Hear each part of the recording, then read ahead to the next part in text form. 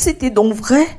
J'avais une sœur jumelle et mes parents n'étaient pas ces êtres saints comme je le pensais. Ils avaient participé à ce projet ignoble. Salut, je suis Félicia et je vous raconte la suite de mon histoire, mais avant, prenez une minute pour vous abonner et cliquez sur la cloche de notification. J'étais sortie du bureau de papa tout en colère. Ma mère avait essayé de me retenir en vain. J'avais besoin d'être seule, de souffler un peu. Je m'étais rendue dans le parc de la ville, question de respirer un bon coup et de réaliser ce qui m'arrivait. Une fois sur place, j'avais pris place sur un banc dans un coin assez calme où personne ne pouvait m'importuner. J'étais plongée dans mes pensées lorsque je vis ma jumelle passer. Elle distribuait des bouts de papier. Mais ce n'est pas vrai. Je vais la croiser maintenant partout, c'est ça? Qu'est-ce qu'elle fait là, bon sang? Je me rapprochais d'elle histoire de lui donner 2 mots. J'étais toujours aussi arrogante. Tu me suis, c'est ça? Ça vire au harcèlement là. Wow, calme-toi. Le monde ne tourne pas autour de toi, tu sais. Je ne te suis pas. Et pourquoi est-ce que je le ferais? Parce que je suis venue dans ce parc pour partager la bonne nouvelle que donne l'évangile de Jésus-Christ. Ça s'appelle l'évangélisation. Rien à voir avec de l'espionnage. D'accord, je vois. Pff, de toute façon, ça m'intéresse pas. J'étais sortie furieuse du parc une fois de plus. Comment pouvait-elle être aussi sereine face à cette situation? Elle n'avait pas l'air de s'en préoccuper. Je ne voulais toujours pas rentrer à la maison, mais malheureusement, je ne pouvais pas aller ailleurs. Personne n'est même à voir autour de lui. Personne n'est même à voir dans les parages. C'était comme si après l'école, je n'avais plus aucun ami. Même ceux avec qui je traînais à l'école et qui m'encourageaient pour les sales coups. Je n'avais donc pas d'autre choix que de rentrer à la maison. Mais je n'avais pas l'intention d'adresser la parole à mes parents. C'était ma punition à leur endroit. À l'école, le lendemain matin, je ne voulais parler à personne. J'étais à fleur de peau et plus je voyais ma jumelle, plus ma colère montait. La goutte d'eau fut lorsque je la voyais rire et papoter avec mes amis. Non mais, pour qui elle se prenait? Je peux savoir ce qui se passe? C'était le silence total. Personne n'osait dire un mot. En fait, Ils sont en train d'écouter l'évangile que je leur prêche. Mais pourquoi avez-vous peur? Pourquoi avez-vous l'air si terrifié?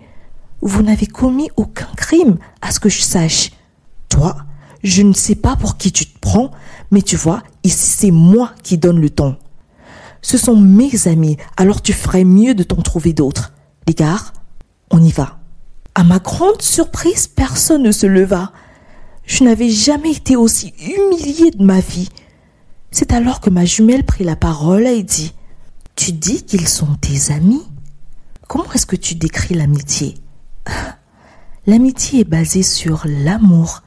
Et la Bible nous enseigne dans 1 Corinthiens 4, versets 4 à 8, que l'amour est passion.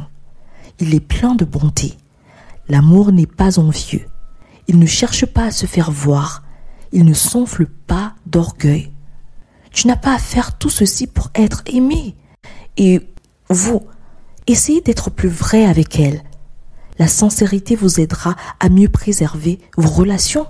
Elle était partie, me laissant là debout. J'eus le temps d'avoir une longue discussion avec mes amis et je fus choquée de savoir tout ce qui se disait dans mon dos. Ce que tout le monde pensait réellement de moi. Non pas que je ne le savais pas, mais c'était quand même dur d'entendre cela de vive voix et de savoir le niveau de haine que chacun avait pour moi dans son cœur. Pour la première fois de ma vie, je me sentais vide et sans intérêt. Ma jumelle avait constaté et s'était rapprochée de moi à la fin des cours. En la voyant, je sentis comme un pincement dans le cœur. J'avais besoin d'elle, je ne sais pas pourquoi. Mais je n'avais plus aucune envie de sortir mes griffes cette fois-là. Je voulais juste parler. Elle s'assit auprès de moi et, sans me prévenir, me prit dans ses bras. C'était comme si le monde s'était arrêté. C'était comme si le temps était sur pause et qu'il ne restait plus que nous deux sur la terre.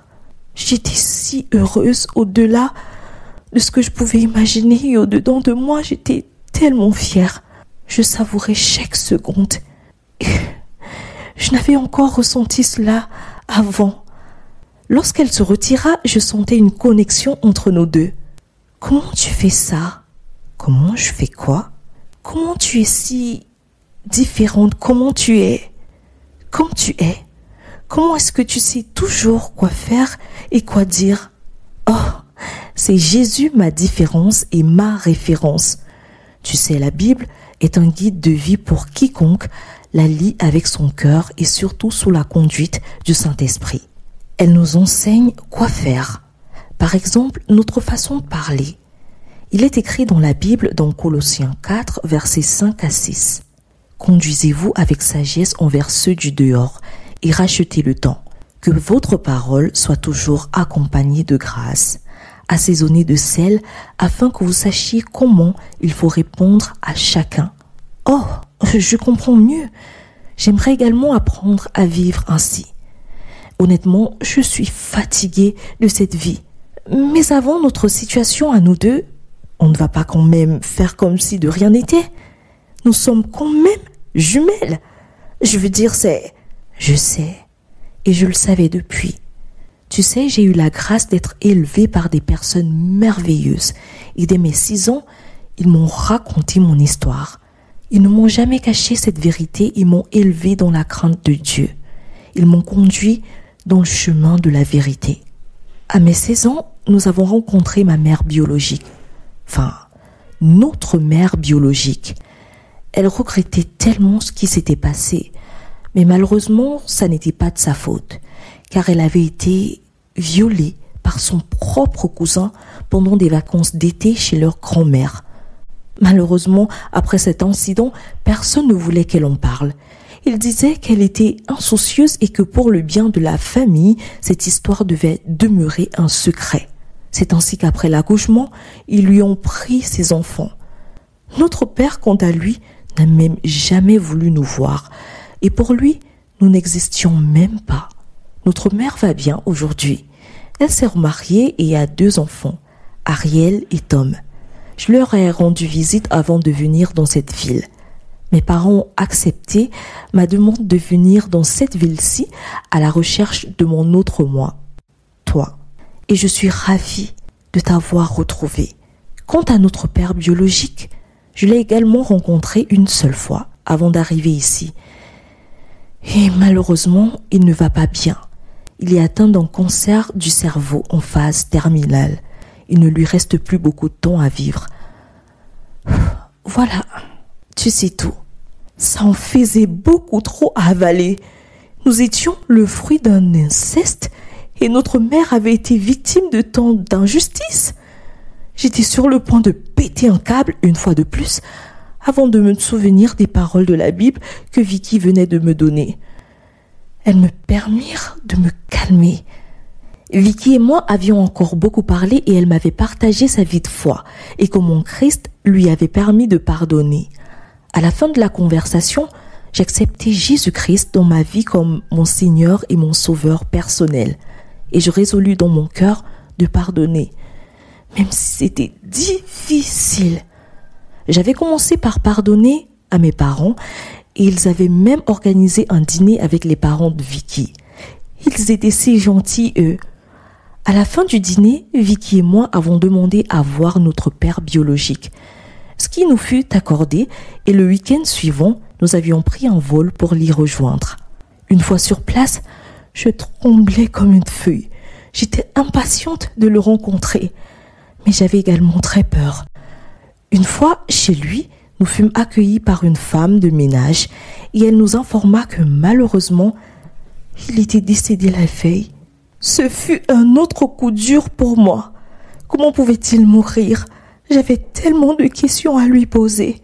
Pour me consoler, je décidai d'aller voir ma mère biologique 2 jours après. Et ce fut la joie totale. Elle était si douce, si chaleureuse. Et mes petits frères et sœurs, ils étaient si mignons et aimants. Je me sentais tout à coup à la maison. En effet, il n'est jamais trop tard lorsqu'on respire. Jamais. Shalom.